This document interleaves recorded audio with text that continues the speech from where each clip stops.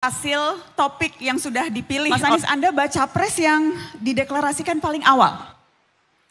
Oktober 2022 sudah dideklarasikan. Yeah. Dan sejak itu kegiatan politik sudah beragam termasuk sosialisasi, kampanye ke berbagai daerah. Pertanyaan saya, sudah habis uang berapa, Mas?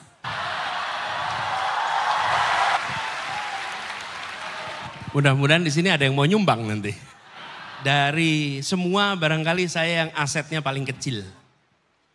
Saya menjadi calon presiden tidak pernah mendaftar, tidak pernah mengajukan diri. Saya diajukan oleh Partai Nasdem pertama kali, partai yang dulu beroposisi ketika di Jakarta.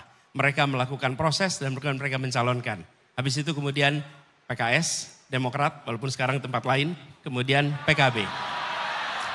Loh iya dong, saya sebut dong, masa enggak disebut? Nah, terusin dulu ya. Ya. Itu kan modal suara politik. Saya terusin dulu sebentar. Silakan, Mas. Jadi, gerakan yang kami dorong, gerakan perubahan, dilakukan rame-rame. Nah, begitu banyak yang membantu. Mayoritas bantuannya tidak dalam bentuk rupiah. Kami dipinjamin rumah, dipinjamin kendaraan, staf-staf yang kita bekerja bersama, sebagian adalah mereka dibayar oleh perusahaan-perusahaan yang mau membantu kita. Oke.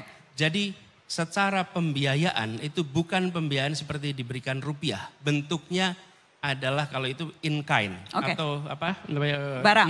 Natura. Tapi Mas, dalam kenyataannya uang cash itu diperlukan, Mas. Ya, biaya politik itu sangat mahal di sini. Ya. Saya mau kasih ilustrasi, calon wakil presiden Anda, Caimin, sempat bilang untuk bisa jadi caleg di DKI itu minimal 40 miliar. Di Jakarta dan kota-kota besar itu nggak terima kerudung atau kaos, Mas, terimanya kulkas. Ya. Dan ini saya mengutip Caimin. Betul. Dan jadi apa rencana Anda untuk mengumpulkan uang sebanyak itu? Tidak, kita tidak berencana mengumpulkan uang kepada kami. Apa yang kami kerjakan selama ini ada lebih dari 600 relawan. Okay? Semua melakukan fundraising di tempatnya masing-masing. Bukan kami mengumpulkan dana.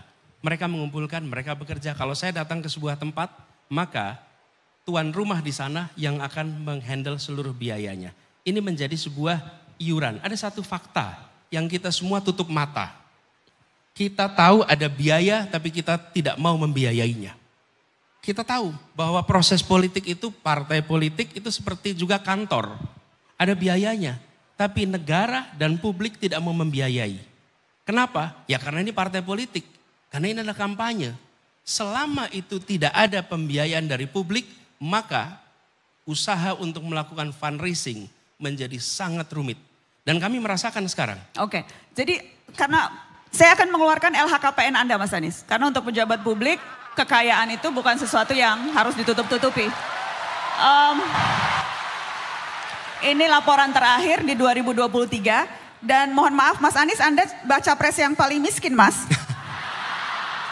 Kekayaan Anda 11,19 miliar. Sebentar, hutangnya berapa?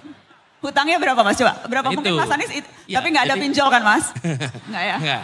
Dari 11 miliar itu mayoritas bentuknya hutang. Karena saya masih kredit rumah sampai sekarang. Oke, saya akan ulang pertanyaan saya. Jadi rencana Anda selain fundraising, karena biayanya mahal? Kami dibantu oleh banyak orang yang memberikan dukungan saat ini. Dan yang paling nanti akan mahal adalah ketika menjelang kampanye, menjelang kegiatan kampanye, produksi alat-alat peraga. Apa yang sekarang kami lakukan? Yang kami lakukan adalah kami membuat kontennya. Kami taruh di cloud dan kami izinkan siapa saja memproduksi kaos, memproduksi banner, memproduksi itu dari konten yang kami buat.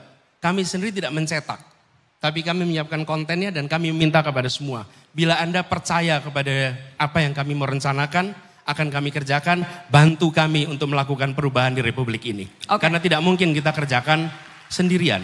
Dan banyak pengusaha-pengusaha yang mau membantu. Dan Nas buat catatan, yang membantu ukuran yang menengah.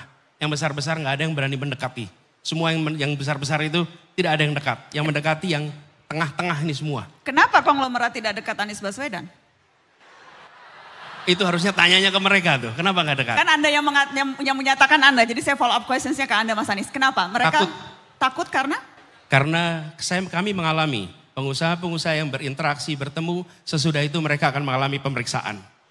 Pemeriksaan pajak, pemeriksaan-pemeriksaan yang lain-lain. Dan ada contoh di Jawa Barat membantu, di Jawa Tengah membantu. Setelah selesai katanya random, tapi 10 perusahaan miliknya semuanya diperiksa pajaknya. Yang katanya random. Apa yang terjadi? Takut orang membantu. Padahal yang mereka kerjakan bukan membantu saya. Mereka membantu relawan, membantu kegiatan untuk ada event. Mereka membiayai semua di daerahnya masing-masing, bukan tempat kita. Mas Anies, supaya bayangkan yang besar. Supaya tidak suzon, saya mau minta klarifikasi. Jadi yang Anda katakan adalah Anda menduga alat negara digunakan untuk mengintimidasi orang-orang yang membantu pencalonan Anda. Apakah se-clear itu? Itu laporannya begitu. Alat negara? Ya.